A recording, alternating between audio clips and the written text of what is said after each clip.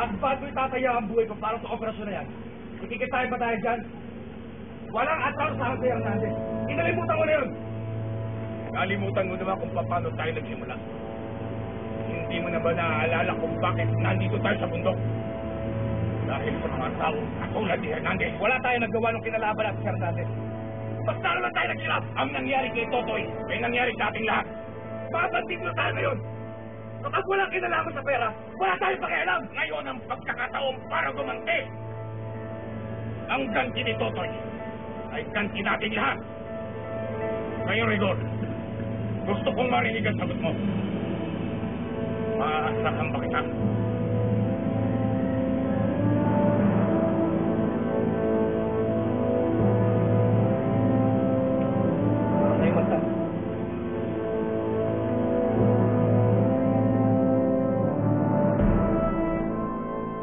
Uy, ang ganda-ganda pala talaga ni Ana sa personal, ano? Sinabi mo pa, kaso nag-aalangan ako baka kung anong gawin ng amo natin sa kanya.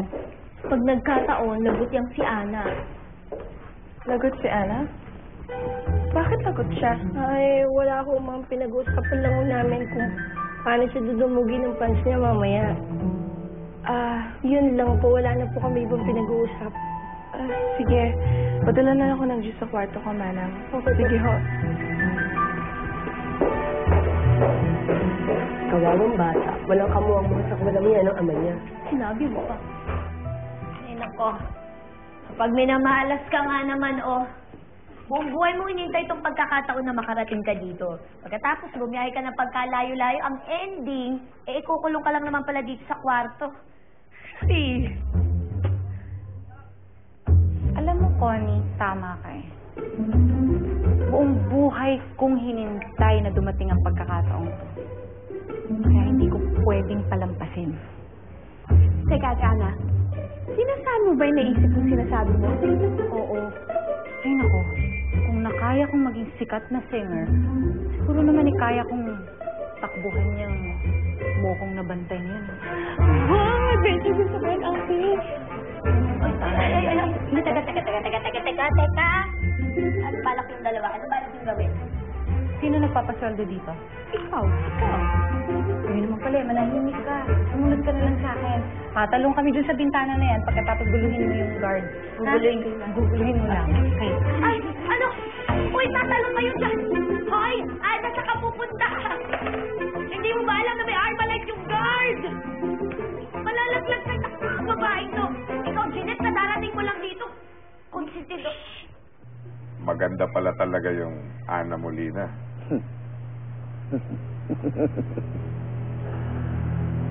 Kumpadre, hindi lang maganda. Super delicious pa. Kaya kailangan natikman ko siya. Iba talaga yung Leon Hernandez. Pero, paano ko hindi pumayag?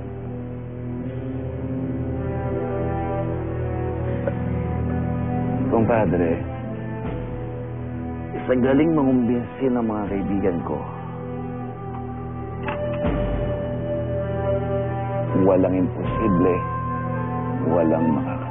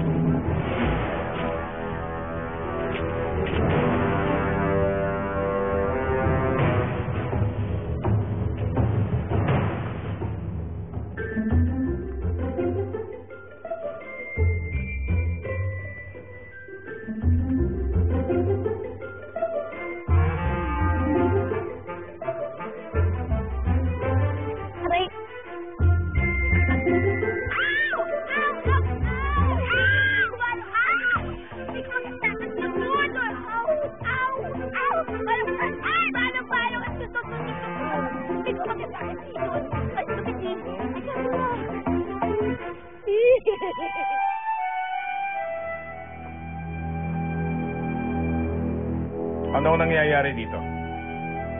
Pumunta ako dito para makipag-respeto.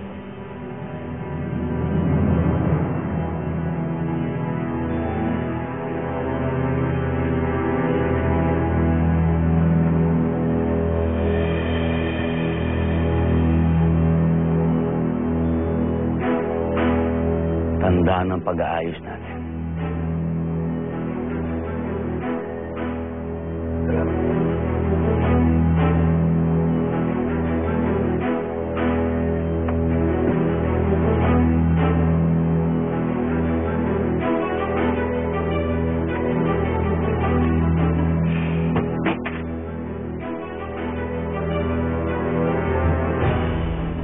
Handa na ang lahat, Totoy, para sa ating pagsalakay.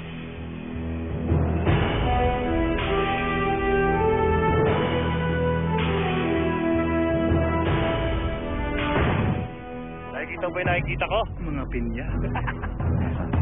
Hasan! Pinuntahan mo yung kababata niya. Totoy mo yung pangalan. Totoy magtanggol. Mga ineng, mukhang naliligaw yata kayo. Ang mabuti pa siguro samahan nyo na lang kami. Tingnan mo nga naman ang pagkakataon. Ang isang katulad ni Ana Molina, kilala ang isang ampas lupang si Totoy. Igor! Narinig mo na ang sinabi ng mga babae. Tawan niyo sila.